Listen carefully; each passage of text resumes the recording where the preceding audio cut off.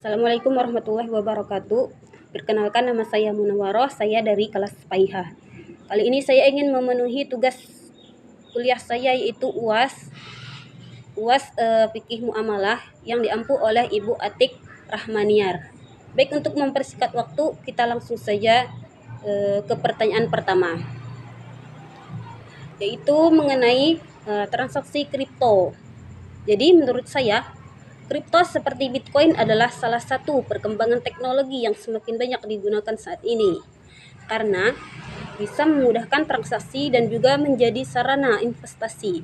Namun, karena harganya sering naik turun secara drastis, maka pengguna harus berhati-hati. Adapun menurut hukum Islam, penggunaan kripto masih menjadi perdebatan pendapat di kalangan ulama. Ada yang membolehkan selama digunakan secara jujur, jelas, dan tidak merugikan orang lain. Namun, ada juga yang tidak memperbolehkan karena nilainya dianggap belum memiliki kejelasan yang kuat, seperti mata uang pada umumnya. Dari sisi riba, kripto tidak termasuk riba karena tidak ada tambahan dalam utang piutang. Akan tetapi, kripto bisa mengandung gharar atau ketidakjelasan dan maisir, spekulasi, atau untung piutang jika digunakan hanya untuk mencari keuntungan dari naik turunnya harga tanpa pertimbangan yang jelas. Oleh karena itu, penggunaannya harus dilakukan dengan bijak dan tidak berlebihan. Kedua, mengenai praktik MBG. Menurut saya, program makan bergizi gratis atau MBG pada dasarnya dibuat untuk membantu meningkatkan gizi masyarakat, terutama peserta didik. Karena itu, tujuan utamanya adalah untuk kesejahteraan masyarakat. Program ini tidak bisa langsung disebut sebagai praktik monopoli. Monopoli terjadi jika suatu usaha atau kegiatan hanya dikuasai oleh satu pihak sehingga pihak lain tidak memiliki kesempatan untuk ikut serta.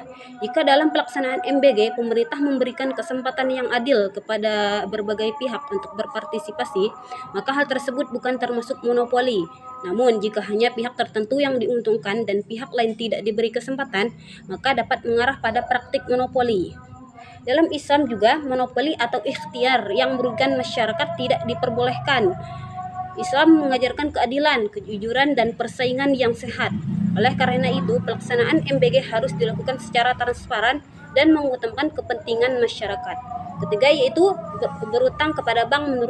Menurut saya, berutang memang bisa menjadi solusi ketika seorang sedang membutuhkan dana untuk kebutuhan penting seperti pendidikan, usaha, atau keadaan darurat.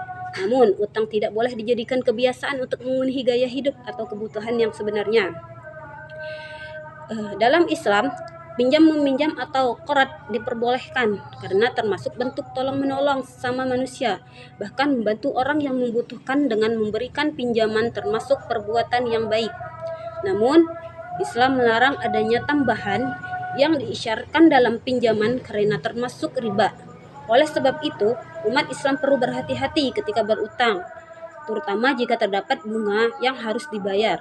Selain itu, seorang yang berutang harus memiliki niat yang kuat untuk melunasi utangnya dan tidak menunda-nunda pembayaran jika sudah mampu. Pertanyaan keempat yaitu mengenai sedekah di media sosial. Jadi menurut saya, membagikan kegiatan sedekah di media sosial tidak selalu salah. Ada orang yang membagikan karena ingin mengajak orang lain untuk ikut bersedekah dan melakukan kebaikan. Hal seperti ini biasanya memberikan motivasi kepada banyak orang. Namun yang perlu diperhatikan adalah niatnya. Jika seorang mengunggah sedekahnya karena ingin mendapatkan pujian, pengakuan, atau popularitas, maka perbuatan tersebut bisa mengarah kepada riya, yaitu melakukan ibadah agar dilihat atau dipuji orang lain. Jadi menurut Islam, sedekah yang paling baik adalah sedekah yang dilakukan dengan ikhlas karena Allah. Salah satu tanda orang yang ikhlas adalah tetap mau bersedekah meskipun tidak ada orang yang mengetahuinya. Sebaliknya, jika seorang hanya ingin menunjukkan dirinya dermawan dan merasa kecewa ketika tidak dapat mendapat pujian, maka perlu memperbaiki niatnya. Jadi kesimpulannya, membagikan sedekah di media sosial boleh saja asalkan tujuan utamanya adalah mengajak orang lain berbuat baik dan bukan untuk mencari popularitas atau pujian dari manusia. Sekian jawaban dari saya. Jika ada salah kata, saya mohon maaf. Wassalamualaikum warahmatullahi wabarakatuh.